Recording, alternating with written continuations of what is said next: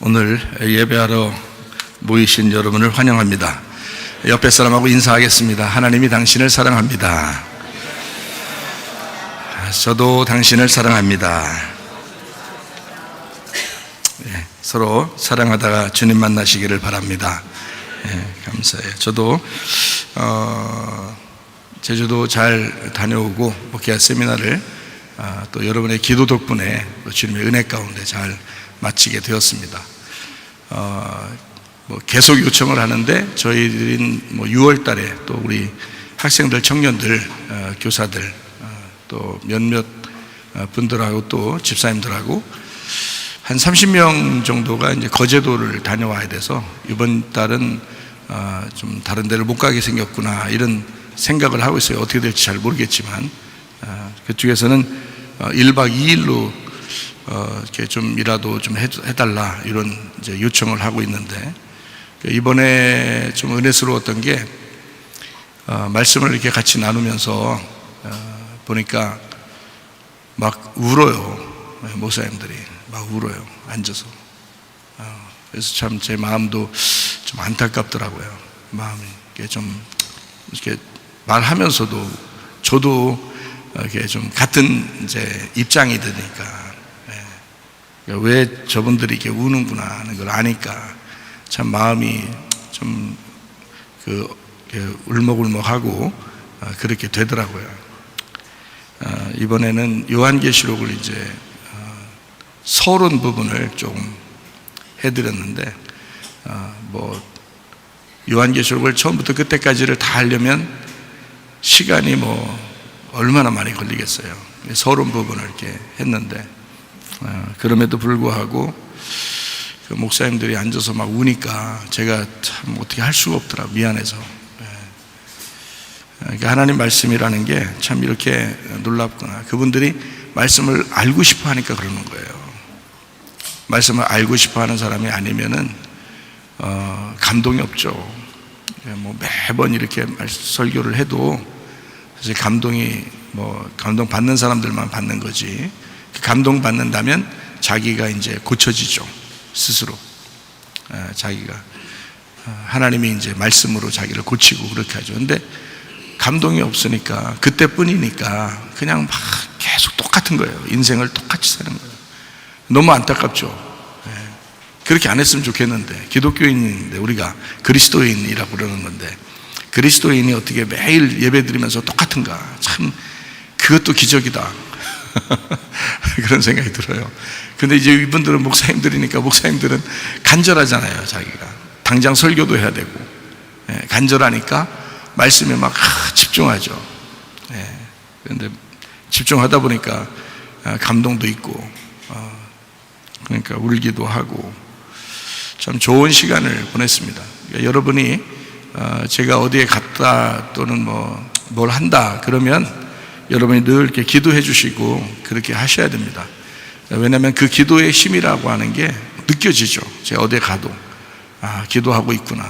그래서 우리 성도들이 제가 아는 사람이 누가 있겠어요. 그 사실을 제가 어디 갔다 뭘 한다 이런 걸 누가 알겠어요. 모르죠. 그런데 누군가는 기도하고 있다. 누구겠어요? 그 누군가가 우리 교회 성도들이죠. 우리 교회 성도들이 기도하고 있다. 그러면 이제 제 마음이 흐뭇하고 든든하고 담대하고 그러죠. 그러니까 늘 여러분이 기도로 교통하시기를 바랍니다. 감사해요. 하나님께 참되게 경배 드리는 자들이 영과 진리로 아버지께 경배 드릴 때가 오나니 바로 지금이라. 아버지께서는 이렇게 자기에게 경배 드리는 자들을 찾으시느니라. 하나님은 한 영이시니 그분께 경배 드리는 자들은 반드시 영과 진리로 그분께 경배 드려야 하느니라. 우리가 하나님의 집으로 갈 때 우리 발을 조심하고 가까이 나아가 말씀 듣는 것이 어리석은 자들의 희생물을 드리는 것보다 나으니라. 영과 진리로 예배드리며 말씀을 사모하는 모든 심령들에게 전국의 소망을 허락하여 주시옵소서. 우리 예배를 성령님이 인도해 주시옵고 주님 예수 그리스도만이 영광받아 주시옵소서. 예수 그리스도의 존귀하신 이름 받들어 기도드렸사옵나이다. 아멘. 두 손 높이 들고 찬양합니다. 내 맘과 영이 괴로울 때에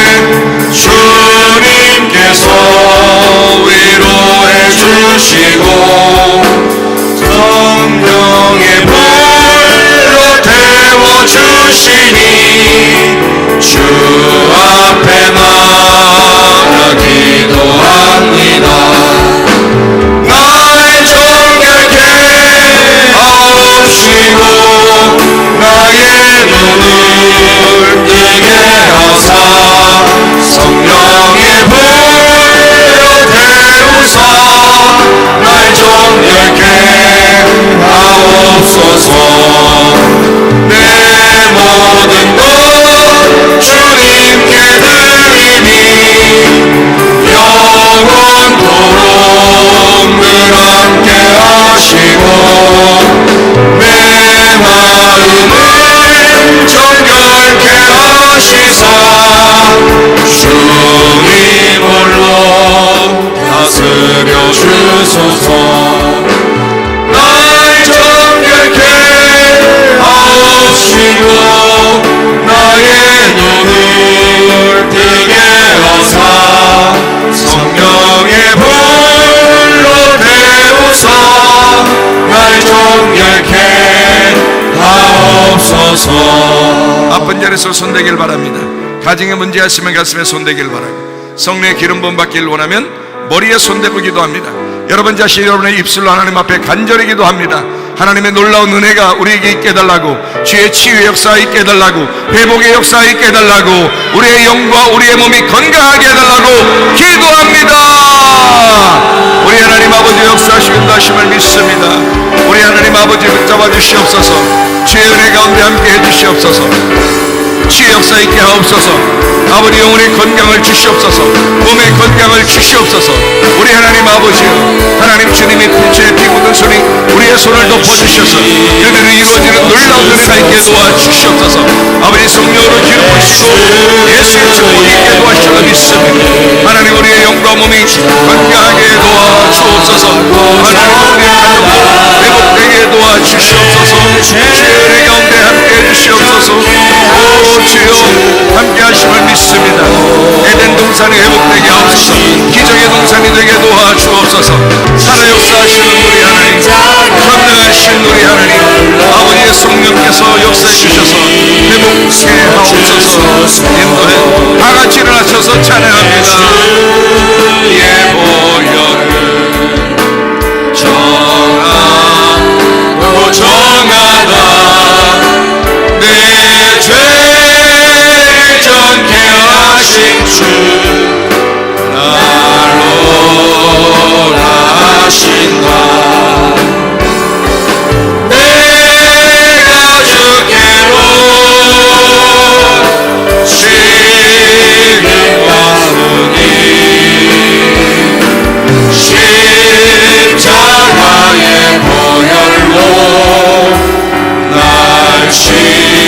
씻어주소서.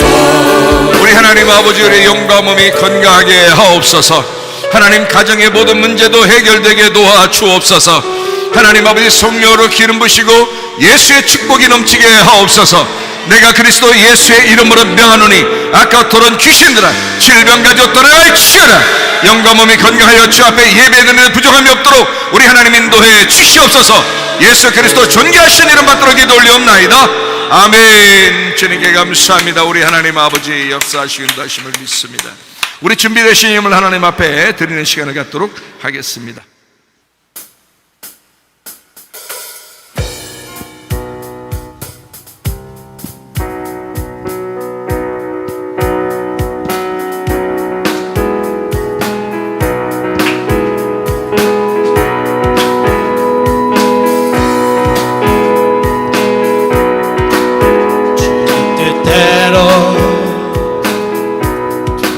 살기로 했네. 주님 뜻대로 살기로 했네. 주님 뜻대로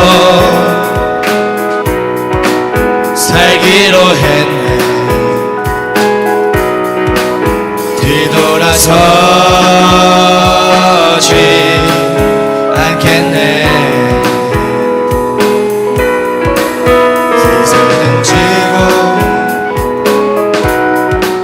십자가 보내 세상 등지고 십자가 보내 세상 등지고 십자가 보내 뒤돌아서지 않겠네.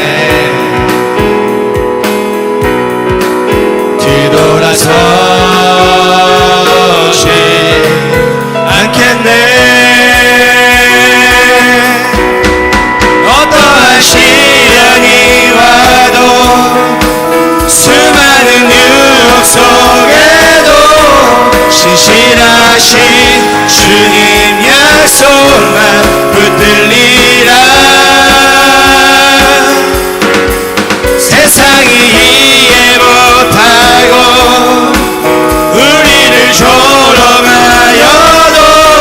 신실하신 주님 약속만 붙들리라. 결국 돌아서지 않으리.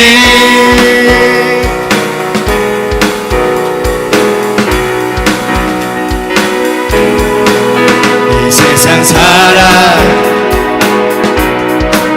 날 몰라줘도, 이 세상 사람 날 몰라줘도, 이 세상 사람 날 몰라줘도 뒤돌아서지 않겠네.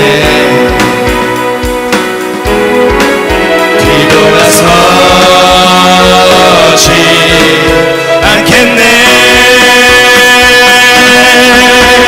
어떠한 시련이 와도 수많은 유혹 속에도 신실하신 주님 약속만 붙들리라. 세상이 이해 못하고 우리를 조롱하여도 신실하신 주님 약속만 붙들리라.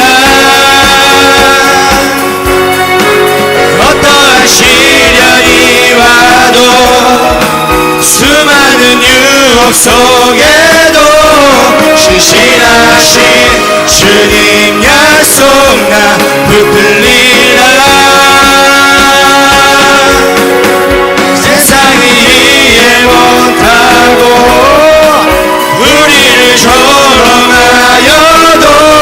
신실하신 주님 약속만 붙들리라. 결국 돌아서지 않으리.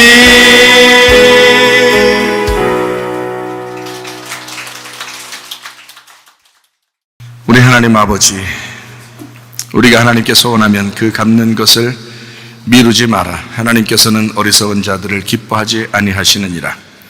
너희 중에서 주께 드릴 예물을 취하되 누구나 자원하는 한결같은 마음이 있는 자는 그것을 주께 드려라. 만군의 여호와가 이르노라. 내게로 돌아와라. 그리하면 나도 너희에게로 돌아가리라. 우리가 어떻게 하여야 돌아가리이까?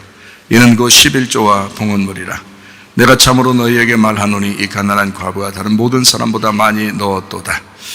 나의 하나님이여, 주께서 마음을 감찰하시고 정직을 기뻐하시는 줄을 아나이다. 내가 정직한 마음으로 이 모든 것을 즐거이 드렸사오며 이제 내가 또 여기 있는 주의 백성이 주께 자원하여 드리는 것을 보니 심히 기쁘도소이다. 우리의 11조와 봉헌물 대신 주 그리스도 예수님과 소원하는 예물들, 감사와 각종 모든 예물을 하나님 앞에 드립니다. 한나라 창고에 쌓아질 뿐만 아니라 이 땅에서도 풍성하게 하시사 자자손 손까지라도 넉넉하게 주님의 일을 하고도 남음이 있도록 복을 내려 주시옵소서. 예수 그리스도의 거룩하신 이름 안에서 기도드렸사옵나이다. 아멘. 주님께 감사합니다.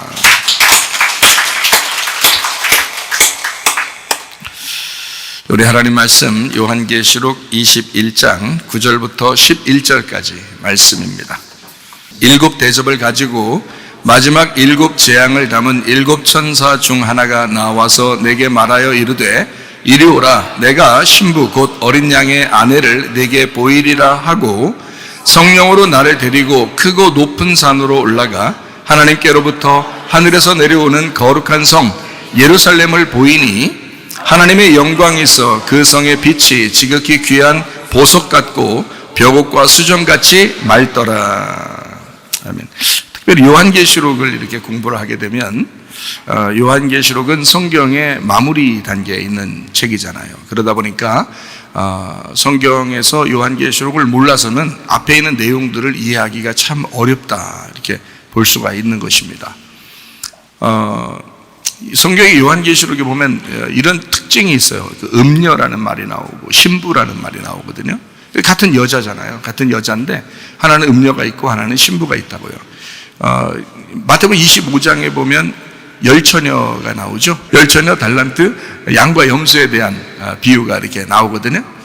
그런 거 보면 이렇게 거기서도 열처녀에서도 미련한 5처녀가 있고 그 슬기로운 5처녀가 있고 이렇잖아요. 그러니까 이렇게 두 개로 나누어진, 그러니까 처녀들이 두 개로 나누어져서 하나는 이제 예수님 어린 양 대신 신랑을 만나서 예수님 만나가지고 이제 신부가 되는 거고요.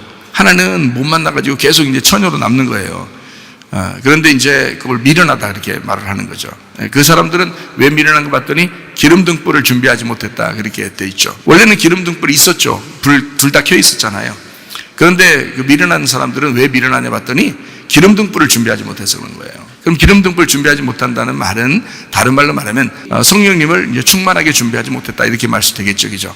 그럼 성령님은 뭘로 역사하시면 말씀으로 역사하거든요. 그래서 말씀이 충만하게 준비되지 못했다 이렇게 볼 수 있는 거죠. 다시 말하면 말씀을 옛날에 10년 전에 말씀 들었는데, 작년에 들었는데, 지난달에 들었는데, 아니 지난주에 말씀은 들었는데 이번 주부터는 말씀을 딱 끊고 살았다. 이러면 이제 미련한 5처녀가 되는 것입니다. 그러니까 계속 기름이 채워져야 되거든요. 다시 말하면 말씀이 계속 채워져야 된다 이런 말을 얘기하는 거거든요. 그걸 이제 슬기로운 5처녀라고 그렇게 말하는 거예요. 그러니까 미련한 5처녀가 간단합니다. 말씀을 준비하지 않는 사람들을 얘기하는 거예요. 슬기로운 5처녀는 말씀을 준비하는 사람을 얘기하는 거예요. 그거를 기름으로 얘기하는 거예요. 그러니까 말씀에서 성령이 나오죠. 그죠? 성령은 말씀에서 있는 거고요. 그래서 말씀이 성령이고 성령이 말씀이거든요. 그가 하나님이거든요. 그거를 착각한 거예요. 그러니까 성령님이 한번 들어오면 자기는 됐다 이렇게 생각하는 거예요. 그때 말씀을 들은 거지. 그때 말씀을 들었죠. 그래서 성령님이 들어왔다고 생각을 하고 있는 거죠. 그러면 그 말씀이 계속 채워져야지. 그 기름이 계속 채워지고 있어야 되거든요. 근데 안 채운단 말이에요. 옛날에 10년 전에 채웠다고 자기 기름 들어왔다고 해서 그 다음에 안 채우는 거예요. 그게 미련한 5처녀가 되는 거예요. 아주 간단하죠.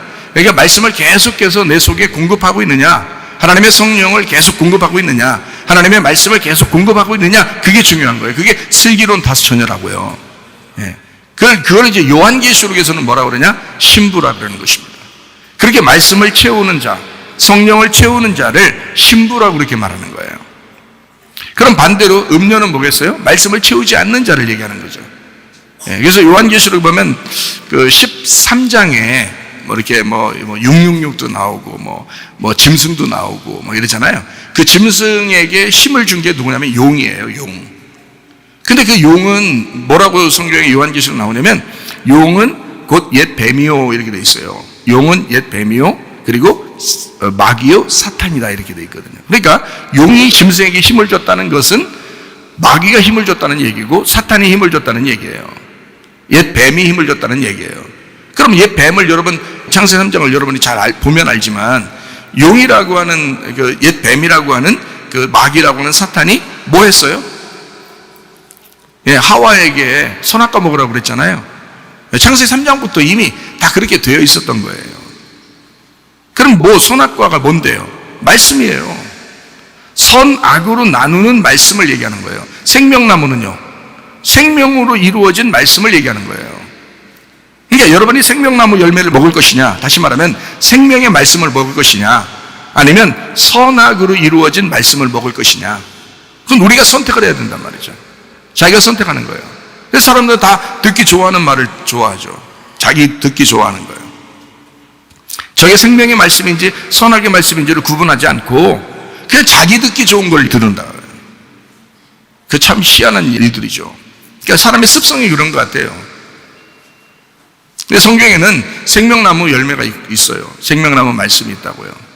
그 진리의 말씀을 얘기하는 것입니다. 선악으로 나누어진 말씀은 선악으로 나누어졌다 그래요. 그게 나눈다. 그래서 판단하고 심판한다. 비판하거나 판단하지 마라. 그래서 그런 거예요. 그게 율법에서 나오는 것입니다. 그러니까 말씀이 이렇게 나누어져 있다는 거예요. 그러니까 어떤 걸 먹느냐에 따라서 음료가 될 수도 있고 신부가 될 수 있는 거예요. 그러니까 뱀이 말을 하는 거죠. 뱀이 말을 해요. 거기서 보니까 뱀이 용이고 요한계시록 13장에 보면 그게 용이 짐승에게 이제 전달하는 거죠. 그게 말이 전달하는 거예요. 말을 전달하는 거예요. 그러니까 말하니까 하와가 그걸 선악과를 먹잖아요. 그러니까 말하는 거라고요, 그게. 뭐 용처럼 생겨서 그런 게 아니에요, 그게. 뭐 뱀처럼 생겨서 그런 게 아니라고요. 그건 모양이 있어서 그런 게 아니라 그건 말을 얘기하는데 어떤 말을 얘기하냐? 선악과니까 거짓말을 얘기하는 거예요. 거짓말. 생명나무는 어떤 말이겠어요? 진리의 말이죠. 그래서 어린 양은 진리의 말인다.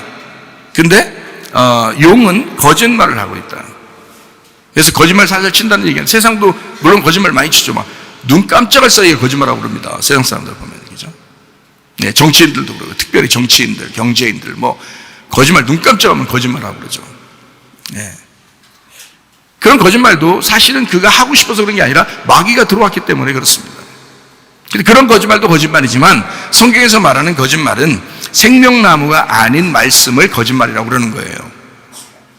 선악의 말씀, 이거를 거짓말이라고 성경에서는 가르쳐주고 있는 거예요. 그러니까 그것은 어린 양 대신 신랑을 대적하는 거죠. 대적하는 사탄이 되는 것이다. 그래서 그건 거짓말, 용, 뱀, 사탄, 마귀, 이 어린 양을 대적하는 것이다. 그래서 용이 바다 짐승에게 힘을 주고 바다 짐승의 힘을 땅 짐승이 받고 그 땅 짐승이 바다 짐승을 위해서 우상을 만들어요. 그래서 그 우상에게 절하지 않는 사람은 누구든지 막 괴롭힙니다. 그리고 그 짐승의 표를 받게 한다. 그게 요한계시록 13장의 핵심이거든요. 그 표가 666이다 이렇게 되어 있고요. 그게 짐승의 이름이라고 그랬어요. 짐승의 이름이니까 보이는 게 아니죠. 자, 우리가 뭐 때문에 천국 가냐면 하나님의 이름 때문에 천국 갑니다. 하나님의 이름 예수 그리스도 어린 양 대신 예수님의 이름 때문에 천국 가거든요. 우리가 그걸 믿은 거예요. 근데 반대로 짐승의 이름을 믿었다, 짐승의 이름을 받아들였다, 그건 세상을 받아들인 거 아니에요. 우리는 교회를 받아들인 거고 이 세상 사람은 세상을 받아들인 거란 말이에요.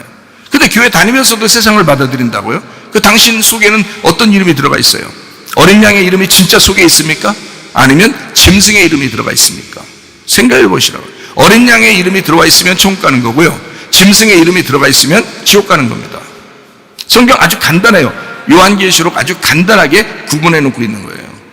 짐승의 이름, 그게 사람의 숫자다. 그게 666이다 되어 있고 그런 더러운 영을 말하는 것입니다. 더러운 말을 말하는 거예요. 그게 거짓말이죠. 그게 율법이죠. 율법적으로 사는 기독교인들을 얘기하는 거죠. 진리로 살아가겠지, 은혜로 살아가겠지, 언제 율법적으로 살아가겠습니까? 겉에 껍질로 우상을 숭배하면서 우상처럼 그렇게 살아가는 거예요. 껍질로 살아가는 사람들을 얘기하는 거예요. 그러니까 허우대만 기독교인이라 이 말이에요. 그걸 뭐라고 성경에서 요한계시록에 말하냐면 음녀다. 그걸 음녀라고 얘기하는 거예요. 허우대만 기독교인인 사람들, 그거 앞으로 하나님께서 심판하실 것입니다. 그거 심판하려고 종말이 오는 거예요. 그리고 여러분이 죽는 것입니다. 여러분 죽는 이유가 뭔지 알아요? 하나님이 그거 심판하려고 그러는 거예요. 허우대만 기독교인인 사람들을 그 껍질 벗기려고요. 우상 숭배하는 자들입니다. 그게 짐승의 이름, 사람의 숫자 666으로 따라가는 자들. 간단하죠? 요한계시록 아주 요약이 간단하죠. 요한계시록 17장에 보면 그 17장은 음녀, 짐승이 얼마나 둘이 연합이 돼서 하나가 되는지, 그 거짓말이 이 세상 율법적인 거짓말을 따르는 교회, 이거를 뭐라고 그러냐? 음녀라고 그러는 것입니다. 큰 음녀가 나오고 음녀들이 나와요. 그거를 요한계시록 17장에는 큰 바벨론이라 이렇게 되어 있습니다. 왜 그러냐면 바벨론이 뭐 하는 집단이에요? 성경에서 구약 성경에도 바벨론 그러면 어떻게 해요? 예루살렘을 멸망시킨 민족이죠, 그죠? 바벨론. 그게 세상이라고 하는 거예요. 하나님의 백성들을 멸망시키는 거, 이거를 음녀, 큰 바벨론이라고 얘기하는 거예요. 뭘로 멸망시켰어요? 거짓말로. 다른 게 아니에요. 거짓말로. 그 거짓말이 뭐예요? 율법적인 것으로, 어떤 규칙으로. 그래서 여러분 교회 다니는 사람들에게 잘못된 얘기 해가지고 따르라고 하지 않습니다. 세상 말하는 거 들어보면요 다 옳은 얘기 같이 들려요. 그러니까 따라가는 거예요. 근데 성경의 이야기는 그렇게 하지 않습니다. 완전히 반대예요. 반대로 돼 있다 그랬죠, 성경은. 그래서 사람들이 교회를 따르느냐 세상을 따르느냐는 것은 아주 손바닥 뒤집기처럼 그렇게 아주 가까이 있어요. 그래서 교회 다니는 사람들이 언뜻 자기도 잘 모르면 자기도 그러니까 가르치는 사람들이 더 문제죠. 가르치는 사람이 진짜 내가 진리의 말을 하고 있느냐 아니면 내가 거짓말하고 있느냐는 가르치는 사람이 먼저 문제고, 그것을 듣는 사람들이 뭘 어떻게 판단하고 어디를 따라가야 되느냐를 자기들이 선택해야 되는 거죠. 그런데 문제는 자기들이 듣기 좋아하는 것으로 따라간다는 거죠. 제가 만약에 성도라면 저는 듣기 좋은 것으로 따라가는 게 아니라 나를 살리는 것을 따라가려고 할 거라요. 그러니까 나도 내가 목사니까 말씀을 증거하는 사람이잖아요. 그러니까 말씀을 증거하는 사람으로서 나는 진리를 말하고 있느냐를 늘 점검한단 말이죠. 이 세상에 있는 얘기를 하는 거냐? 아니면 진짜 하나님 말씀을 내가 얘기하려고 할 것이냐라고 하는 건 내 스스로 날마다 점검한다. 요한계시록 19장에 보면 어린 양의 혼인잔치가 나옵니다. 그 어린 양도 역시 말이에요. 말씀. 어린 양이 말씀이지 뭐예요? 진리의 말씀. 그래서 그 말씀은 거짓말이 아니라 진짜 말씀, 참된 말씀, 그걸 어린 양이라고 말해요. 그걸 진리의 말씀이라고 하는 겁니다. 그 어린 양이 진리의 말씀이니까 색깔이 없죠. 깨끗하죠. 그래서 백마 타고 다닌다 그렇게 말한 거예요. 진짜 뭐 흰말 타고 돌아다니겠어요? 생각을 해보세요. 여러분이 하늘나라 올라갔더니 막 말 타고 다니더라. 다 이상하잖아요. 그것도 그거 아니라고. 요한계시록 19장에는 그 백말 타고 다닌다는 말은 색깔이 없는 말을 타고 다닌다는 얘기고, 색깔이 없다는 말은 혼합되지 않았다, 누룩이 섞이지 않은 그 말씀을 가지고 있다 이 말입니다. 그 말씀을 타고 다닌다. 근데 거기에 어린 양의 혼인잔치에 청함받은 그 신부가 나와요. 그 신부가 역시 백말 타고 따라다닙니다. 어린 양을. 그리고 흰 세마포를 입습니다. 그 백말 탄 흰 세마포 입은 자, 마음의 성전, 어린 양 되신 예수님이 자기가 성전이라고 그러죠. 근데 겉으로 나타나는 그런 성전 다 무너진다 그랬어요. 예수님이 다 무너뜨린다 그랬어요. 그럼 어디에 있겠어요? 그 성전이? 우리 마음 안에. 그 성전이 우리 마음 안에 있으니까 안 보여. 그 어린 양은 분명히 계신데 안 보인단 말이에요. 그래서 마음의 성전 되신 분, 그 마음의 성전이 뭘로 있어요, 여러분? 여러분 마음의 성전이 어떻게 가 있냐고, 여러분 속에? 말씀입니다. 말씀이 여러분 속에 들어가야 그 마음의 성전이 생기는 거예요.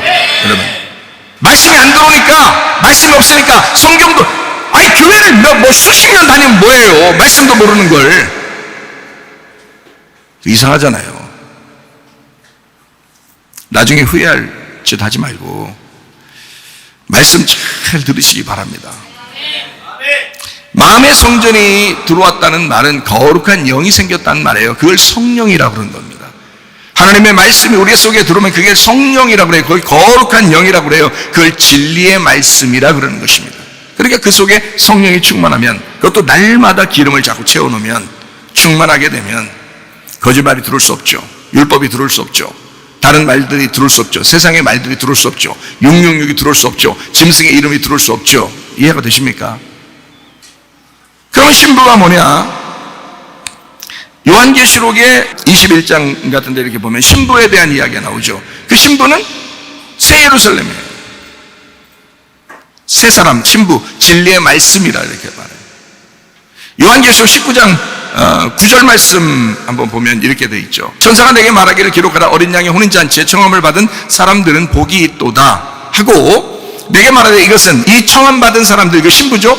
청함받은 사람들은 하나님의 참되신 말씀이다, 진리의 말씀이라고 하더라. 이게 신부도 뭐가 된 거예요? 어린 양을 따라서 자기도 진리의 말씀이 된 거예요. 자기가 진리의 말씀 된 사람, 거짓말에 현혹되지 아니하고 세상의 말에 현혹되지 아니하고 하나님의 진리의 말씀에 현혹되어 하나님의 진리의 말씀이 된 사람을 신부라 그렇게 말한단 말이에요. 신부. 진리의 말씀, 백마초, 백마타죠. 그리고 흰세마포를 있습니다. 똑같습니다. 그게 성령의 교회를 말하는 거예요. 그걸 신부라고 그래요. 그걸 진리의 교회라고 그러고요. 그걸 새 예루살렘이라고 말하는 것입니다. 그게 요한계시록 21장에 나오는 새 예루살렘이에요. 그걸 신부라고 그렇게 말하는 거예요. 진짜 뭐 어떤 건물 지어주는 게 아니에요. 내가 새 예루살렘이 돼야 된다. 우리 교회가 새 예루살렘이 돼야 된다는 거예요. 그럼 새 예루살렘 뭐라고요? 진리의 말씀을 아는 사람들, 진리의 말씀이 된 사람들, 그런 사람들을 신부, 새 예루살렘 성이라고 말하는 것이죠. 저는 그래서 목사로 부름받고 제가 다시 주님 앞에 부름받고 나서 저는 끊임없이 뭘 하려고 그러냐, 진리의 말씀이 뭐냐, 진리의 말씀을 가르쳐 주려고 하는 거예요. 진리의 말씀을 내가 알아야 되고 진리의 말씀을 내가 가르쳐 줘야 된다. 그러려면 내가 목사해야 되는 거고, 그거 못하겠으면 나 목사 그만둬야 되는 거예요. 그게 진실한 거죠. 그게 진실한 거죠. 내가 그 진리의 말씀이 뭔지도 모르는데 내가 목사하면 그 거짓 선지 아닙니까? 그러니까 진리의 말씀을 증거하기 위하여 내가 진리의 말씀이 먼저 돼야 되고, 그게 무슨 말씀인지를 내가 먼저 알아야 된다. 하나님이 저를 부르셔서 그렇게 주셨어요. 그래서 저는 그 말씀을 여러분에게 증거하는 것입니다. 요한계시록 21장 1절 2절 말씀. 또 내가 새 하늘과 새 땅을 보니 처음 하늘과 처음 땅이 없어졌고 바다도 다시 있지 않더라. 또 내가 범에 거룩한 성 새 예루살렘이 하나님께로부터 하늘에서 내려오니 그 준비한 것이 신부가 남편을 위하여 단장한 것 같더라. 새 예루살렘 성, 그게 신부다. 이렇게 요한계시록 21장 1절 2절에 나와 있습니다. 그랬더니 새 신랑을 만난 새로운 예루살렘이 되려면 그 새 신부는 어떻게 되느냐? 처음 하늘과 처음 땅이 없어져야 된대요. 처음 하늘과 처음 땅을 벗어버리고 새 하늘과 새 땅을 입는 사람, 그게 신부래요. 껍질이라는 음녀를 벗어내는 사람, 껍질적으로 우상을 숭배하고 자기도 모르게 껍질적으로 기독교인인 것처럼 살아가는 그런 음녀들, 그 음녀를 벗어버리고 알곡 신부가 되셔야 합니다. 바벨론을 무너뜨리고 새 예루살렘이 되어야 된다. 그래서 새 예루살렘을 신부라 그러잖아요. 새 예루살렘 됐다, 그 말은 바벨론이 꺾였다 이 말이야. 바벨론이 무너졌다 이 말이야. 그리고 새 예루살렘을 건축해야 된다, 이런 말이잖아요. 새 예루살렘이 건축된 사람, 그 사람을 신부라 그러는 겁니다. 하늘나라 가는 건 아주 간단해요. 신부 되면 됩니다. 새 예루살렘 되면 됩니다. 다시 말하면 새롭게 돼야 된다, 그 말입니다. 여러분이 새롭게 되지 않는데도 자기는 신부야. 뭔 신부예요? 음녀죠. 새롭게 되지 어떻게 새롭게 되지 않습니까? 말씀을 그렇게 많이 듣는데도. 생각해 보세요. 말씀을 그렇게 많이 들으면 새로운 사람이 됐어야죠. 누가 봐도 이 사람 새롭게 됐어. 우리 집사람이 저를 5년을 확인했다 했잖아요. 5년 확인하고 난 다음에 이 목사님은 진짜다, 진짜 변화받았구나, 진짜 거듭났구나, 진짜 그리스도의 사람이 됐구나, 이거를 5년 나를 쳐다보고 인정했다잖아요. 제가 그렇게 얘기했잖아요. 우리 집사람한테 물어보세요. 진짜 그런가 안 그런가. 그래서 계속 그 이후에도 저는 날마다 저를 깎아내요. 저를 깎아내고 껍질을 벗어내고 계속 날마다 죽는 거죠. 허울 좋은 것을 자꾸 벗어내는 거란 말이에요. 껍질을 벗는 거.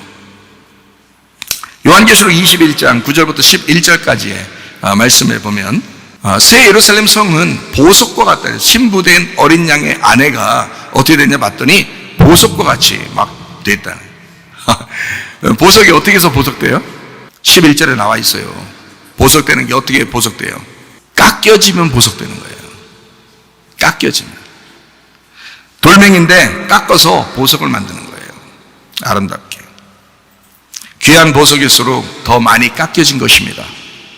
여러분이 고통스럽고 힘들고 환난 있고 고통받고 시험당하고 이런 일이 왜 생기겠어요? 여러분 깎으려고 하는 거예요. 어려움과 고통과 실망과 슬픔과 괴로움이 왜 생기겠어요? 여러분 깎으려고 하는 것입니다. 더 귀한 보석 만들려고. 주님의 목적이 그런 거란 말이에요.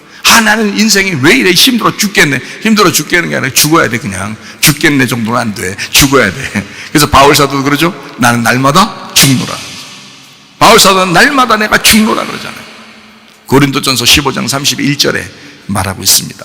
형제들아, 내가 그리스도 예수 우리 주 안에서 가진 바 너희에 대한 나의 자랑을 두고 단언하노니 나는 날마다 죽노라. 이게 뭐 예수 안 믿어서 이렇게 죽는다고 했겠어요? 여러분, 예수 믿기 때문에 죽는다는 말이 나오는 거예요.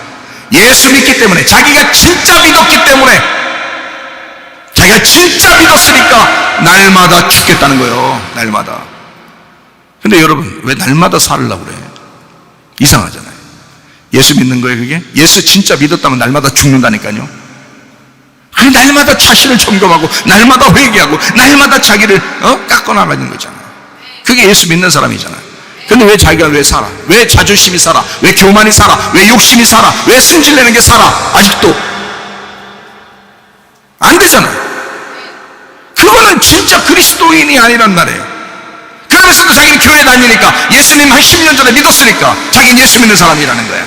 음녀잖아요. 신부가 아니라 음녀잖아요. 아직도 성경이 뭐라고 요한계시록에 가르쳐주고 있느냐, 음녀를 벗어버리고 신부가 되라는 거 아니야. 바빌론을 삐뚤어버리고 새 예루살렘이 되라는 거 아니에요. 그래야 어린 양의 신부가 되고 그 사람이 천국이다, 그게 진리의 말씀이다라고 말하는 거 아니에요. 왜 못 바꿔요? 왜 스스로 왜 그렇게 변화시키지 못하냐고요. 예수 그리스도가 들어왔다면서. 예수 그리스도가 안 들어왔으니까 그런 거 아닌가 혹시? 그래서 점검이 필요하다는 거예요. 하나님의 말씀을 듣는 것은 자기를 점검하라고, 거울을 쳐다보라고, 자기를 지켜보라고 그러는 거지. 어떤 말씀이 증거되면 더 다른 사람을 생각하고, 아, 저 말씀은 저 사람이 들어야 될 텐데, 그런 거 아니에요. 네가 들어야 돼. 다 네가 들어야 되는 말씀이라고. 그 너에게 거울이란 말이에요. 그 말씀이. 그걸 알아야지. 왜 다른 사람 자꾸 자는 거 깨우고 그 들으라고 그러고 그러냐고. 여기서 보니까 자는 사람 깨우는 사람이 딱 한 2명 정도 나오네. 그래서 내가 여기서 보이니까 알아요. 그 사람들이 자기 멋쩍으니까 지금 웃는 거야. 자, 어쨌든 자기에게 말씀하시는 말씀이다. 거울이다. 이 하나님의 말씀은 다른 사람에게 얘기하는 게 아니다. 자기에게 말씀하시는 것이다. 주님이 여러분을 사랑하기 때문에 여러분에게 말씀하는 거다. 여러분을 깎아내서 새 사람이 되면 비교의식이 사라집니다. 새 사람이 되면 자기가 하나님의 사람이잖아요. 이제 하나님의 신부가 됐잖아요. 그러니까 자기가 유일하고 독특한 주님의 신부가 됐으니까 비교를 안 한다고. 그래서 이 세상 유행 안 따라간다고. 세상 유행 따라가려고 하는 사람들 있잖아요. 아직도 머리가 비어서 그렇다 그랬죠. 뭐가 채워진 게 없어요. 그리스도가 속에 채워지질 않았어요. 껍질을 벗기고 알맹이로 나타나기 위해서 계속 깎여져 나가야 돼요. 날마다 죽노라. 그게 바울이 그렇게 고백하잖아요. 자기는 그걸 자랑하겠다. 나는 날마다 죽는 거야. 그걸 자랑하겠다 그러잖아요. 여러분의 자랑은 무엇입니까? 돈이에요? 공부 많이 한 거? 아니면 직장 좋은 거? 아니면 뭐 가지고 있는 거? 자식 잘난 거? 뭘 자랑하려고 그러는 거예요? 막 자랑하고 싶죠? 여러분 잘난 거, 날씬한 거, 이쁜 거? 자랑하고 싶죠? 머리 비어 보여. 머리 깡통이지, 깡통. 빈수레가 요란하다. 그거 알죠? 껍질로 살지 마요. 그 음료라고 알맹이로 사셔야 됩니다. 비교의식을 가진 사람들의 특징을 보면 자기 겉모습에 관심 있는 사람들에게서 나타납니다. 자기 겉모습에 관심이 있어요. 특히 자기 외모에 집중합니다. 더 비교하죠. 그래서 비교의식이 아주 강하죠. 연예인들은 자기들이 항상 이쁘다고만 생각할까요? 아니죠. 그렇지 않아요. 그 사람들도 서로 비교해요. 그래가지고 굉장히 우울해합니다. 그래서 연예인들이 막 자살하고 막 그런 사람도 많죠. 세상 공허하다고 그러면서 여러분 같으면 야, 저 정도만 이쁘면 세상 살만할 텐데 그럴 텐데 그 사람들은 또 그게 공허한 거예요. 또 희한하죠. 자기들끼리 비교하니까 그렇습니다. 다른 사람이 나보다 더 나은 외모를 가졌거나 더 높은 지위를 가졌거나 말을 더 잘하거나 더 착해 보이거나 더 똑똑하고 예쁜데 성적도 우월하거나 그럼 막 좌절스럽죠. 저건 이쁜데 공부도 잘해. 참 이게 진짜 막 미워하고 싶죠. 막 견딜 수 없는 모멸감을 느낍니다. 특별히 유달리 돈이 많은 사람을 보게 되면 괜히 주눅 들죠. 괜히 주눅 들죠. 돈이 뭐 엄청 많은 사람. 저는 그게 하나도 안 부럽거든요. 난 부럽지가 않아 진짜. 하는 게도 부럽지가 않아. 나는. 아니 진짜 그러냐고 나한테 내 속에 들어와서 보셔야지 여러분이 뭐 들어와 보진 않았으니까 모르겠지. 그럼 나는 그게 하나도 안 부러워요. 네. 그래서 그 사람한테 뭐 잘 보여야 되겠다 이런 것도 하나도 없어요. 이번에 목회자 세미나 때 오신 장로님 뭐 그 또 장인어른도 또 신협 이사장이더라고요. 세상에 그 나이 먹으신 할아버지가 앉아 계신데 아니 부자는 그렇게 대대로 부자더라고요 보니까. 어? 그 장로님은 뭐 병원 뭐 그냥 이렇게 부자고 그 장인어른 또 신협 이사장이고 또 아니 부자는 대대로 부자들은 나는 한 개도 부럽지가 않아 그게. 그냥 막 세미나를 해. 말씀을 증거해. 울어. 앉아서 울어. 그 노인이 자기가 그래 끝나고 나서 왜 이렇게 재밌니 말씀이. 어? 꼭 여러분 같은가 봐. 어? 막 말씀이 이렇게 재밌니. 자기가 어디에 강의를 듣거나 세미나 들어도 졸려서 나이가 먹으니까 졸려 앉아서 한 6시간 막 7시간 앉아서 그냥 안 움직이고 앉아있으면 졸려가지고 죽겠던데. 그래서 그냥 나야 눈 감고 아예 자고 막 이렇게 온다는데 아이 세상에 스트레이트로 그냥 막 쉬지 않고 한 6시간 7시간 해버리니까 근데 안 졸리다는 거예요. 희한하게 막 질문까지 해 중간에. 그 노인이 말해요. 배운 사람이 확실히 있긴 있더라고. 이해가 쏙쏙 들어온대요 머릿속에. 부자들 보면 어떤 목사님이 아마 그런 분들 그런 장로님들 보면 아마 꼬시고 싶을 거야. 꼬시고 싶을 거야 아마. 근데 저는 당신네 교회에서 잘해요. 당신네 교회에서 잘하라고. 나 쳐다보지 말고.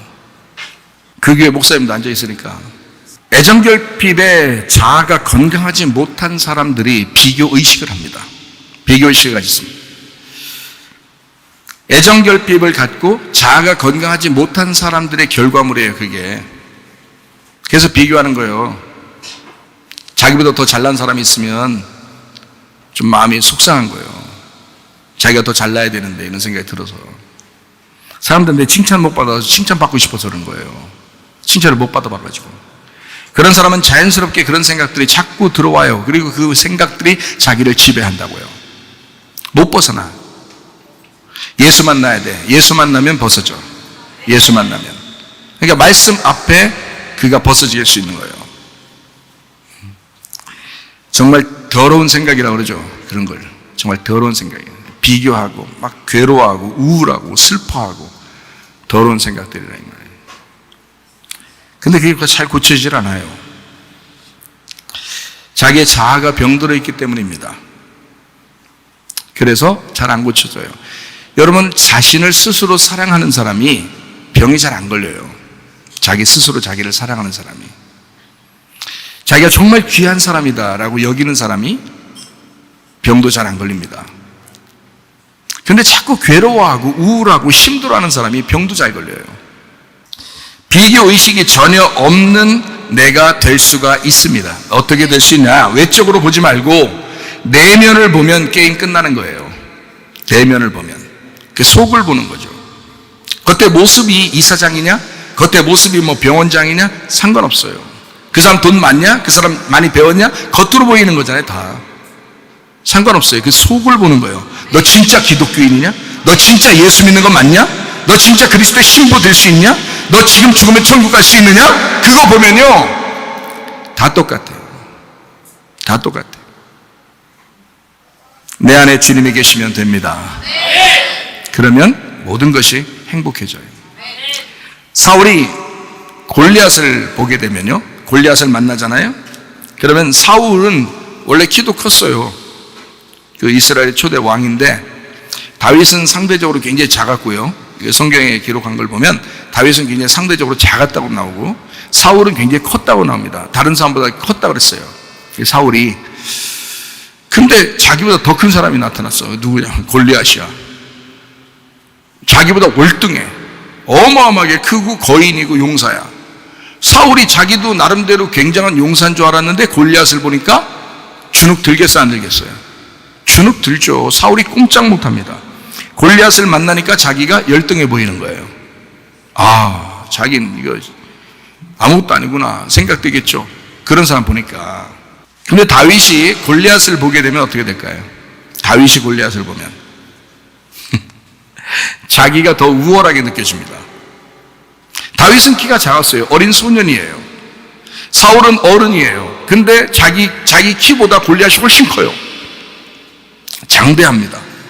그러니까 사울은 겉의 모습을 보니까, 외적으로 외모를 보니까 열등하게 느껴져. 자기는 원래 그런 데 관심이 있는 사람이니까. 근데 다윗이라는 사람은 겉의 모습에 전혀 관심이 없어. 마음 속을 보는 거야. 저 골리앗 속에 뭐가 들어있냐, 이걸 보는 거예요. 내 속에 누가 있느냐, 이거 보는 거예요. 다윗이 키는 작은데, 어린 소년인데, 다윗이 골리앗을 보게 되면 자기가 훨씬 크게 보이는 거예요. 자기 속에 계신 하나님이 훨씬 더 크게 보이는 거예요. 그러니까 자기 속을 보니까, 저 사람 속을 보고 내 속을 보니까 다른 거야. 근데 겉모습을 보는 사람은 열등하게 느껴지죠. 그런데 여러분, 우리가 그렇게 세상을 살아가지 않느냐 이 말이야. 그래서 유행 따라가려고 그러고, 다른 사람 뭐 하면 자기도 하고 싶고, 다른 사람 뭐 비싼 거 가지면 자기도 비싼 거 가지고 싶고, 자식들이 저 잘 됐대, 공부 잘한대, 뭐 직장 좋은 거 가졌대 그러면 괜히 주눅 들어가지고 자식들도 너 왜 그렇게 공부 안 해? 막 이렇게 하고, 괜히 자기가 열등하니까, 다른 사람하고 비교해서 자기가 열등해지니까 그러는 거예요. 그 열등감이 쩔어서 그런 거예요. 근데 다윗은 우월감이 쩔어 있는 사람. 키는 작은데 우월감이 쩔어 있어. 골리앗 봐도 아무것도 안 해. 저건 밥이야, 밥. 자기를 유명하게 만들기 위해서 하나님이 저 앞에다가 하나 세우는 거야. 다윗은 그렇게 생각해. 다윗이 훨씬 더 우월하게 보인다 이 말이에요. 자기가 볼 때. 사울은 골리앗의 외모와 비교했고, 다윗은 골리앗의 내면을 보았기 때문에 그렇습니다. 그게 다른 점이에요. 여러분, 세상 살 때 어떻게 보냐, 내가 은혜 받고 보니까 어떠한 사람도 내가 겉모습으로 내가 비교하지 않고 싶고 비교하지도 않아요. 왜냐하면 그렇게 해서 내가 열등해지지도 않아요. 누가 물어봐요, 나한테 진짜 속상하지 않냐고 그러고, 진짜 이렇게 부럽지 않냐고 그러는데, 난 진짜 안 부러워요. 한 개도 부럽지가 않아요. 진짜. 나는 나를 알고 내 속을 알아.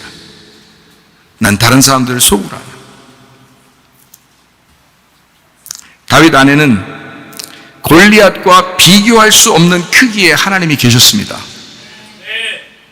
열등감은 교만에서 나오는 특징입니다. 잘 생각해 봐요. 교만한 사람이 열등감에 잘 빠져요. 교만한 사람이. 왜 그런지 알아요? 자기가 더 나아 보여야 되는데, 자기가 더 나아 보여야, 더 이뻐 보여야 되는데, 더 공부도 잘해 보여야 되는데, 돈도 더 많아야 되는데, 다른 사람한테 더 잘나 보여야 되는데, 이런 거죠. 더 나아 보여야 되는데 세상에 잘난 놈들이 너무 많은 거예요. 그래서 힘들어지는 거야. 자기가 더 나아 보이고 더 칭찬받고 더 좋아 보여야 되는데 이 세상에 너무 잘난 놈들이 많은 거야. 그러니까 자기가 힘들어지는 거야. 교만입니다. 잘난 사람 잘난 대로 살고, 못난 사람 못난 대로 살면 그만입니다. 예? 자기 속에서 느끼는 감정일 뿐이에요. 먼저 이것을 깊이 생각해 보시기를 바랍니다. 하나님이 내 안에 계신가? 하나님이 정말 내 안에 계신가? 이게 중요한 거예요. 여러분, 자꾸 겉의 모습을 보면서 살아가니까 주눅 드는 거예요. 이 세상을 대하여. 다윗은 골리앗을 만났을 때 조롱도 함께 받았습니다. 다윗이라는 사람이요. 골리앗이면 얼마나 다윗을 쬐끄만 놈이 막 덤비고 그러니까, 그러니까 막 하찮게 여기고 우습게 알고 막 조롱하고 그러잖아요. 그러니까 다윗의 자존심에 있어서는 굉장히 그 조롱받을 때 기분 나쁘겠죠. 근데 전혀 개의치 않았습니다. 다윗이요. 왜? 건강한 신체를 가졌어요. 다윗은 건강한 정신을 소유했기 때문입니다. 자기가 건강하니까 비교하지 않았어요. 열등하지 않았어요. 자기가 오히려 우월하다고 생각했어요. 하나님이 자기와 함께 한다고 생각했어요. 그러니까 전혀 비교의식을 느끼지 않으니까 그가 조롱을 해도 별로 기분 나쁘지 않은 거예요, 여러분. 근데 여러분, 누가 여러분 조금만 기분 나쁜 얘기 해보세요. 여러분, 기분 더럽죠. 왜 그래요? 열등감, 교만, 자존심. 그래서 대부분 뭐라 그래요? 자존심이 상했다. 그놈의 자존심은 누구한테 주라고요? 걔한테나 주라고요. 여러분은 자존감으로 사셔야지. 하나님이 나와 함께 하신다. 이거 하나면 족하지 않는가? 다윗은 그렇게 살았다 이 말이에요. 다윗은. 사무엘상 16장 11절부터 13절까지 말씀입니다. 또 사무엘이 이새에게 이르되 내 아들이 다 여기 있느냐? 이새가 이르되 아직 막내가 남았는데 그는 양을 지키나이다. 사무엘이 이새에게 이르되 사람을 보내어 그를 데려오라. 그가 여기 오기까지는 우리가 식사 자리에 앉지 아니하겠노라. 이에 사람을 보내어 그를 데려오니 그의 빛이 붉고 눈이 빼어나고 얼굴이 아름답더라. 여호와께서 이르시되 이가 그니 일어나 기름을 부으라 하시는지라. 사무엘이 기름 뿔병을 가져다가 그의 형제 중에서 그에게 부었더니 이날 이후로 다윗이 여호와의 영에게 크게 감동되니라. 사무엘이 떠나서 라마로 가니라 이랬습니다. 다윗에게 기름 부어 왕으로 선택합니다. 집을 가꾸는 것보다 자기 자신을 가꾸는 게 더 중요하고 외모보다 자기 마음을 가꾸는 것이 더 중요합니다. 다윗은 아무도 보지 않을 때 자기를 준비해 왔습니다. 다윗의 삶이 원래 그랬습니다. 사무엘상 17장 34절부터 36절까지 말씀입니다. 다윗이 사울에게 말하되 주의 종이 아버지의 양을 지킬 때에 사자나 곰이 와서 양떼에서 새끼를 물어가면 내가 따라가서 그것을 치고 그 입에서 새끼를 건져내었고 그것이 일어나 나를 해하고자 하면 내가 그 수염을 잡고 그것을 쳐 죽였나이다. 주의 종이 사자와 곰도 쳤은즉 살아계시는 하나님의 군대를 모욕한 이 할례받지 않은 블레셋 사람이리이까 그가 그 짐승의 하나와 같이 되리이다. 놀랍잖아요. 다윗은 준비했습니다. 그가 내가 어느 날 골리앗과 싸워야지 하고서 준비한 게 아니에요. 원래 삶이 그랬단 말이에요. 원래 삶이 자기 양을 지키기 위해서 자기는 목숨 걸고 짐승들과 싸웠어요.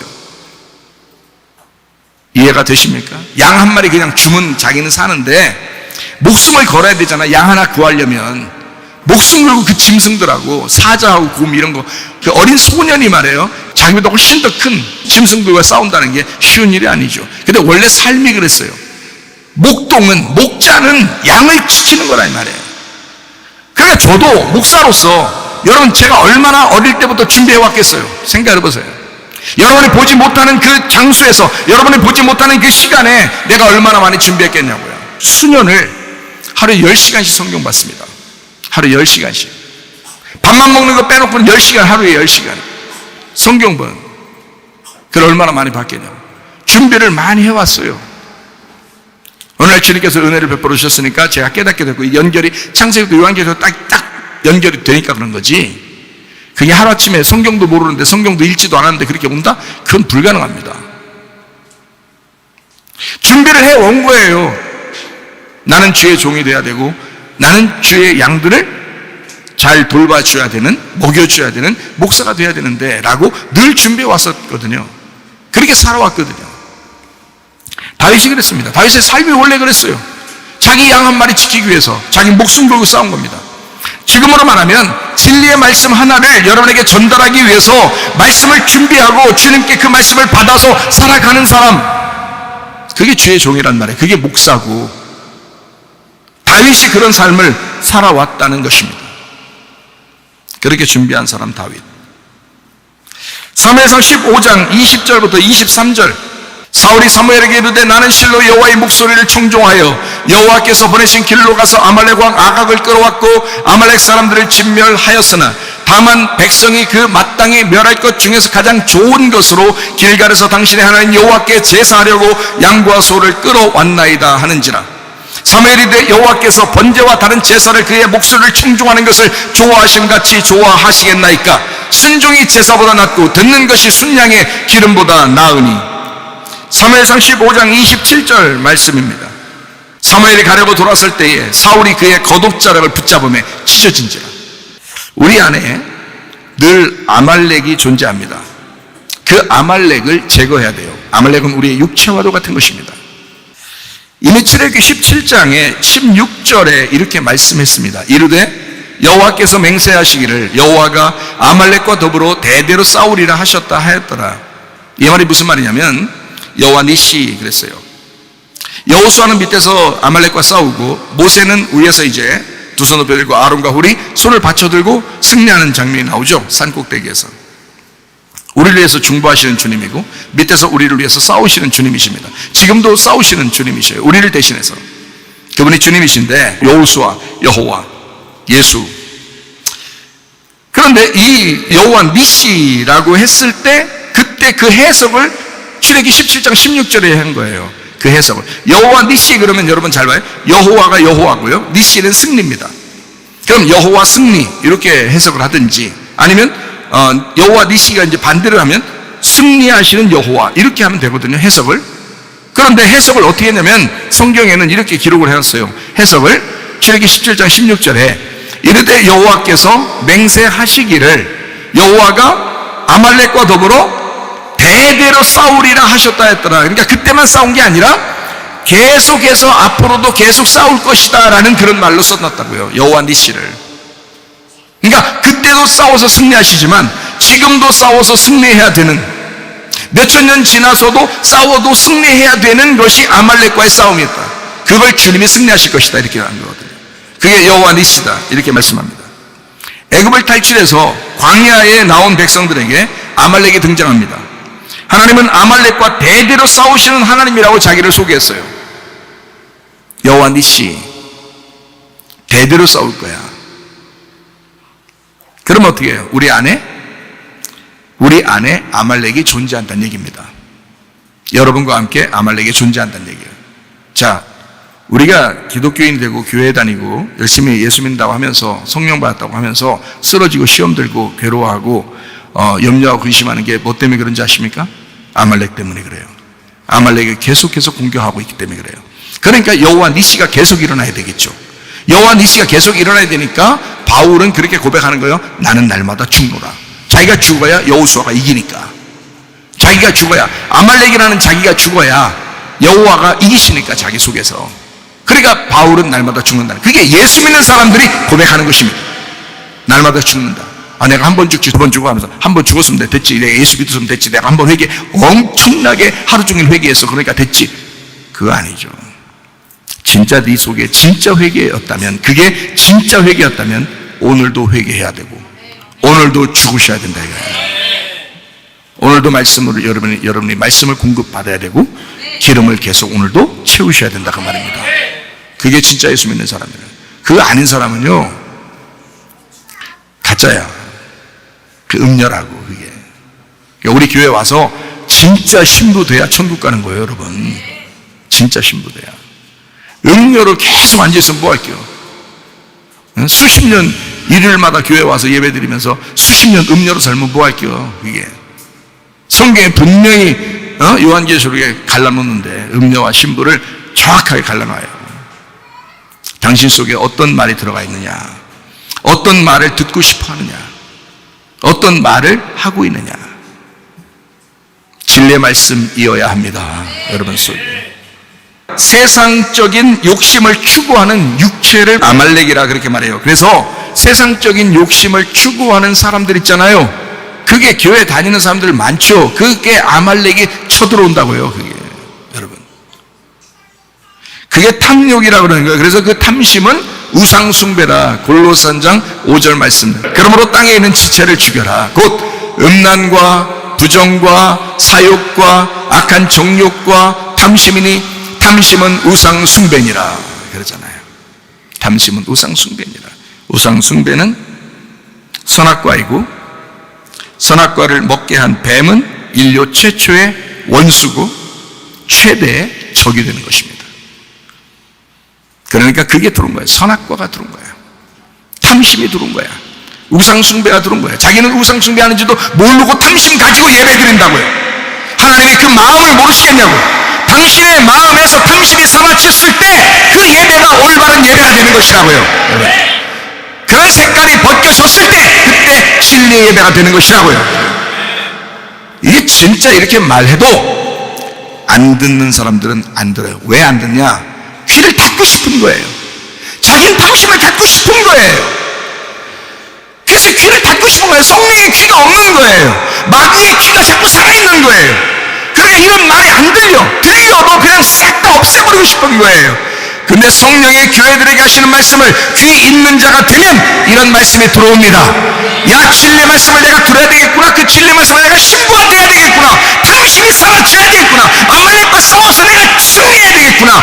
여호와 니시가 내 속에 이루어져야 되겠구나. 그게 우리의 속에 있어야 된단 말이에요. 모두 사울의 생각에서 나온 것들입니다. 사람은 모두 자기의 생각에서 먼저 죄를 짓습니다. 마태복음 5장 27절 28절 말씀, 또 간음하지 마라 하였다는 것을 너희가 들었으나 나는 너희에게 이르노니 음욕을 품고 여자를 보는 자마다 마음에 이미 간음하였느니라. 하나님은 마음을 보신다는 거예요. 여러분은 하나님에 대하여, 하나님은 우리의 신랑이라고 그러는데 신랑 말고 다른 거 더 좋아하는 거 있습니까? 그 간음하는 사람이에요. 그걸 음녀라 그러는 것입니다.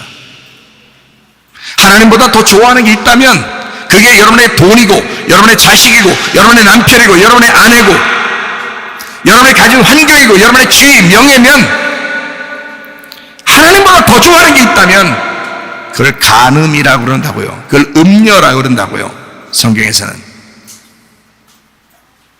깨달으시기를 바랍니다. 사울은 자기 육체인 아말렉의 중요한 부분을 살려두었다고 나와 있습니다. 아각 왕 같은 종자들, 사울이 살려놨던 그 아말렉의 중요한 부분들, 그 좋은 것들, 아각 왕 같은 그 종자들, 그게 육체입니다. 그게 육체. 갈라디아서 5장 19절부터 21절까지 말씀입니다. 육체의 일은 분명하니 곧 음행과 더러운 것과 호색과 우상 숭배와 주술과 원수 맺는 것과 분쟁과 시기와 분냄과 당 짓는 것과 분열함과 이단과 투기와 술 취함과 방탕함과 또 그와 같은 것들이라.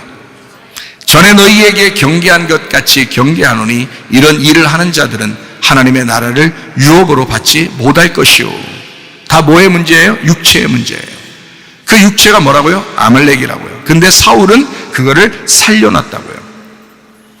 그 아각 왕의 후손이 누구냐면 하만입니다. 에스더서에 나오는 하만, 그 아각 왕의 후손. 아각 왕을 그 아각 왕은 죽였지만 그 밑에 후손들이 또 살아있었을 거 아니에요. 그 후손들 중에 하나가 하만이라는 사람이에요. 에스더서에 나오는. 그러니까 육체는 안 죽는다는 얘기를 말하는 거야. 육체는 안 죽어요. 사탄하고 똑같아서 그 육체와 사탄이 합세해가지고 우리를 넘어뜨리려고 한다고요. 교묘하게 육체로 와서 넘어뜨리기 때문에 그 육체라는 자기하고 그 자기에게 넘어진다고. 그래서 실제로 마귀는 자기야. 그게 그 육체라는 너라고. 그게 마귀라고. 마귀하고 육체는 같이 일한단 말이에요. 우리 안에서 살아있지 말아야 할 종자들이 아직도 살아있습니다. 근데 사무엘은 좀 달랐어요. 사무엘은 아말렉이라고 하는 것을 굉장히 싫어했습니다. 사무엘상 15장 33절, 사무엘이 들에 네 칼이 여인들에게 자식이 없게 한 것 같이 여인 중 네 어미에게 자식이 없으리라 하고 그가 길갈에서 여호와 앞에서 아각을 찍어 쪼개니라. 단칼에 아각 왕을 토막 살인해 버렸습니다. 사울과 사무엘의 태도가 우리 안에 여전히 존재합니다. 잘 생각하세요. 사울이 되어 살 것인가? 아니면 사무엘이 되어 살 것인가? 우리 안에 사울도 있고 사무엘도 있단 말이에요. 사무엘이 승리하면 사울은 패배하는 거고요. 사울이 승리하면 사무엘이 패배하는 것입니다. 사무엘의 제자 다윗이 있죠. 사무엘의 제자 다윗은 아말렉만 보면 모두 죽여버립니다. 성경을 여러분 읽어보세요. 사무엘상하. 아말렉이라는 이름만 나오면 다윗은 다 죽여요. 사울은 아말렉을 살려뒀죠. 그죠? 자기 육체를 살려뒀다고요. 그래서 패배하고 하나님이 그 사람을 버린 거거든요. 그런데 다윗은 그 사실을 알아요. 사무엘한테 배운 거죠. 사울이 왜 패배했는지 아느냐? 사울이 왜 하나님 앞에 버림당했는지 아느냐? 그가 육체 때문이다. 그가 아말렉을 살려둬서 그런 거다. 다윗은 그걸 철저하게 아니까 아말렉을 계속해서 죽여버립니다. 아말렉이 나타나면 어떤 사람이라도 아말렉은 다 죽여요. 다윗은. 성경 읽어보시면 압니다. 다윗은 순종의 사람입니다. 사울은 불순종의 사람이 되었습니다. 사무엘상 15장 22절 23절 사무엘이 이르되 여호와께서 번제와 다른 제사를 그의 목소리를 청종하는 것을 좋아하신 같이 좋아하시겠나이까? 순종이 제사보다 낫고 듣는 것이 순양의 기름보다 나으니 이는 거역하는 것은 점치는 죄와 같고 완고한 것은 사신 우상에게 절하는 죄와 같음이라. 왕이 여호와의 말씀을 버렸으므로 여호와께서도 왕을 버려 왕이 되지 못하게 하셨나이다. 예, 그게 자기에게 우상이 된 거예요. 그게 사울이 불순종의 사람이 되었을 때는 사무엘의 옷을 붙들고 늘어져도 하나님이 버리십니다. 불순종의 사람이 되었을 때는. 그래서 여러분에게 제가 말씀을 드려요. 여러분 사랑하니까, 제가 여러분 사랑하니까 말씀을 드리는 거예요. 무슨 말씀을 드리냐? 말씀을 들을 때는 순종하는 태도를 갖고 들으셔야 합니다. 순종하려는 의도를 가지고. 그러면 안 잊어버리겠죠, 잘. 그리고 그걸 순종하려고 하겠죠. 용서하라면, 그래, 내가 순종해야 되니까 용서해야 되겠다. 예배 철저하게 성공해야 된다. 그러면 철저하게 성공해야 되겠구나 라고 마음에 간직하셔야 되고, 탐심을 부리지 마라, 욕심 부리지 마라, 그게 너 망하는 길이다. 너 돈 가지고 지옥 갈래? 응? 그렇게 하면 안 된다. 너 욕심 부리지 마라, 탐심 가지지 마라. 그러면 적어도 그렇게 하려고 자기 자신이 스스로 회개하고 스스로 마음을 정리하고 그런 마음도 가지셔야 됩니다. 비교하지 마라. 이 세상하고 비교하지 마라. 너는 너로서 아름다운 거다. 그러면 그렇지, 나는 주님이 나를 보실 때 얼마나 아름답게 보실까, 그렇게 생각도 하시고, 그렇게 말씀을 들을 때에 순종하는 태도를 가지고, 순종하는 의도를 가지고 말씀을 들으셔야 된다, 그 말입니다. 하나님은 머리 잘 쓰는 사람을 선택하지 않으십니다. 겸손해서 은혜를 구하는 사람을 선택하십니다. 베드로전서 5장 5절의 말씀이에요. 젊은 자들아, 이와 같이 장로들에게 순종하고 다 서로 겸손으로 허리를 동이라. 하나님은 교만한 자를 대적하시되 겸손한 자들에게는 은혜를 주시느니라. 네, 교만하면 안 된다. 사울이 멸망당한 이유가 뭐겠어요? 하나님 앞에 사울이 버림당한 게 뭐예요? 교만해서 그런 거예요. 교만해서. 겸손하셔야 돼. 사울이 아무리 예배를 드리려고 했다 할지라도, 잘 생각해봐요. 사무엘상 15장 21절입니다. 다만 백성이 그 마땅히 멸할 것 중에서 가장 좋은 것으로 길갈에 당신의 하나님 여호와께 제사하려고 양과 소를 끌어왔나이다 하는지라. 뭐 하려고 그랬다고요? 왜 남겨놨다고요? 왜 좋은 거 남겨놨다고요? 예배 잘 드리려고요. 예배 드리려고 했다고요. 그런 얘기를 하는 거예요. 예배 드리려고 했습니다. 나 예배 드리려고 했습니다. 좋은 것 가지고 예배 드리려고요. 근데 하나님은 먼저 그 나라와 그의 의를 구하라고 그러십니다. 마태복음 6장 33절의 말씀입니다. 그런즉 너희는 먼저 그의 나라와 그의 의를 구하라. 그리하면 이 모든 것을 너희에게 더하시리라. 먼저 그의 나라와 그의 의를 구하라. 다시 말하면 하나님은 자기 안에 육체 제거를 먼저 원하신단 말입니다. 제거하라 했으면, 아말렉을 제거하라 했으면 먼저 제거하라 이 말이에요. 그거 가지고 예배 드리려고 하지 말고. 하나님이 언제 그것을 못 받아서 안 달라신 분이냐? 너의 것을 못 받아서 안 달라시는 분이냐? 하나님은 너의 마음을 보신다. 제거할 걸 먼저 제거하고 와라. 예배가 먼저가 아니라 너 제거하는 게 먼저다. 회개하는 게 먼저라 이거야. 너 죽는 게 먼저야. 너 죽는 게 예배야. 그러니까 바울이 날마다 죽는다 그러는 거예요. 육체를 제거한다는 것은 영을 추구한다는 것을 말하는 것입니다. 영이라는 말씀을 추구한다 이 말이에요. 그게 육체 제거예요. 요한복음 4장 23절 24절의 말씀, 아버지께 참되게 예배하는 자들은 영과 진리로 예배할 때가 오나니 곧 이때라. 아버지께서는 자기에게 이렇게 예배하는 자들을 찾으시느니라. 하나님은 영이시니 예배하는 자가 영과 진리로 예배할지니라. 하나님은 영과 진리의 예배를 찾으신다 그랬어요. 영이라는 말씀이 진리로 벗겨져 내용이 드러나는 예배, 하나님이 임만을 하시겠다 그 말입니다. 그곳에 함께 하겠다. 그러니까 저도 끊임없이 영과 진리 예배를 드리려고 하죠. 그래 하나님이 함께 하시는 거예요. 사울은 육체의 사람이고 다윗은 영의 사람이었습니다. 염려와 근심으로 불안한 사람은 하나님에게 자기를 맞추지 않고 하나님을 자기의 응답의 도구로 여깁니다. 그래서 자기가 소원했던 게 이루어지면 하나님 같은 거고 소원했던 게 이루어지지 않으면 하나님 같지가 않은 거예요. 그렇게 여기는 사람들. 하나님에게 전적으로 맡겼으면 아무것도 염려하지 말아야 합니다. 그것이 믿음 있는 태도입니다. 하나님을 전적으로 신뢰했던 다윗처럼 우리는 남들과 비교하지 말아야 합니다. 나는 유일한 나이다. 하나님 날 정말 사랑하신다. 하나님과 나만 있다.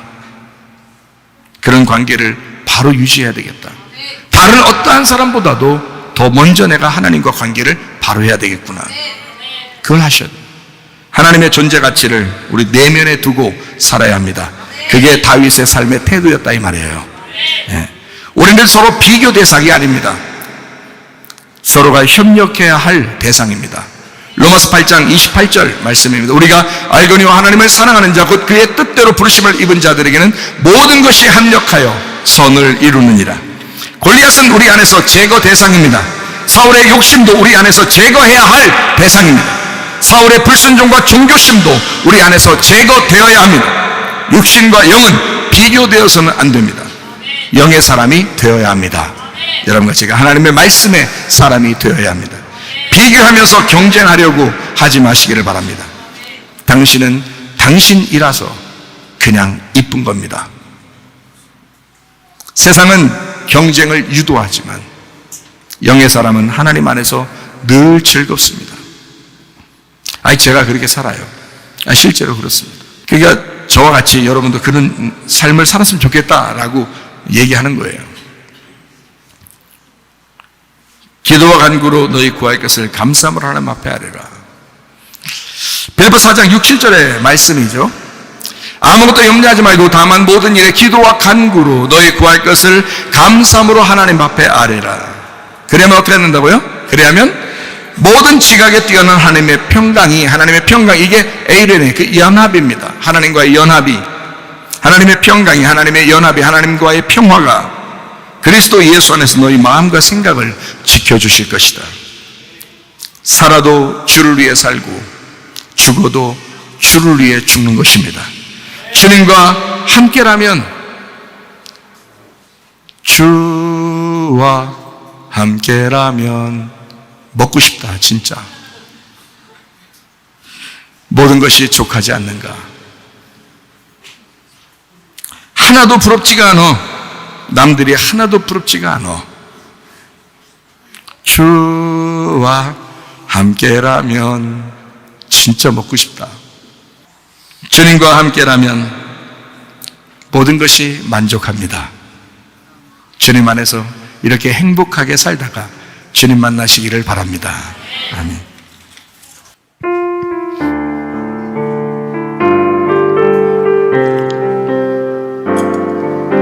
주와 함께라면 강함도 좋아 참된 부요함이 내 맘에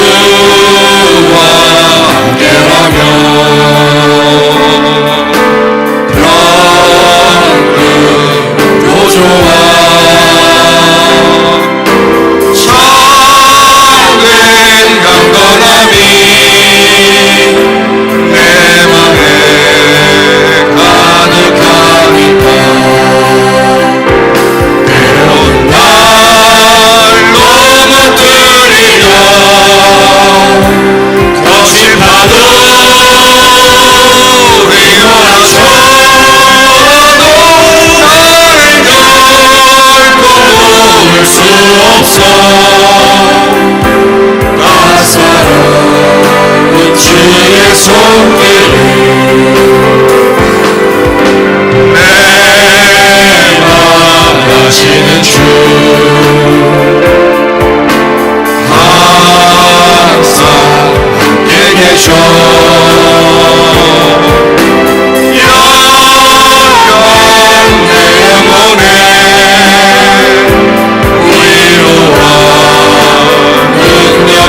주시네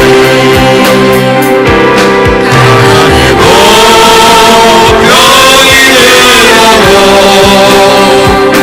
시련의 밤 어둡고 깊어도 나는 결코 떠날 수 없어 아름다운 주의 나라를 우리 한번 기도하겠습니다. 우리 하나님 앞에 기도합니다. 하나님, 나도 주님과 함께 있길 원합니다. 다른 사람과 비교하며 살지 않길 원합니다. 하나님, 주님 한 분이면 만족합니다. 주님 뜻대로 살게 하옵소서. 기도합니다. 우리 하나님 아버지요, 사랑과 은혜를 감사를 드립니다. 우리 하나님 아버지 함께해 주시옵소서. 우리 하나님 아버지요, 주님 뜻대로 살길 원합니다. 하나님 아버지요, 도와주십시오. 우리 하나님 주님 한 분으로 만족하며 살기를 원하고, 하나님 비교하지 않고 살기를 원하고, 우리의 속에 내면이 그리스도 예수가 충만하게 도와주셔서 하나님 아버지요, 우월한 그리스도의 인격으로 살아갈 수 있도록 하나님 인도해 주시옵소서. 감사합니다. 다 같이 일어나셔서 찬양합니다. 병이 들어도 시련의 밤 어둡고 깊어도 나는 결코 떠날 수 없어 아름다운 주의 나라를 주님께서 너를 복주시고 너를 지키시기를 원하며 주님께서 그분의 얼굴을 내게로 향하여 드서 내게 은혜 베푸시기를 원하고 주님께서 그분의 얼굴을 내게로 향하여 드서 내게 평강 주시기를 원하노라. 이제는 우리 주 예수 그리스도의 은혜와 하나님의 사랑과 성령의 교통하심 교회와 가정에 영원토록 함께 할지어다. 아멘. 주님 감사합니다. 우리 하나님 도와주시고 하나님 인도하심을 주와 같이 길 가는 것 즐거운 일 아닌가 우리 주님 걸어가신 발자취를 기도받기를 원하시는 분 나오셔서 기도 받으시기를 바랍니다. 주님 따라가니 한 걸음씩 또 한 걸음씩 주님 나와 영원히 함께 하시니 기쁨으로 걸어가니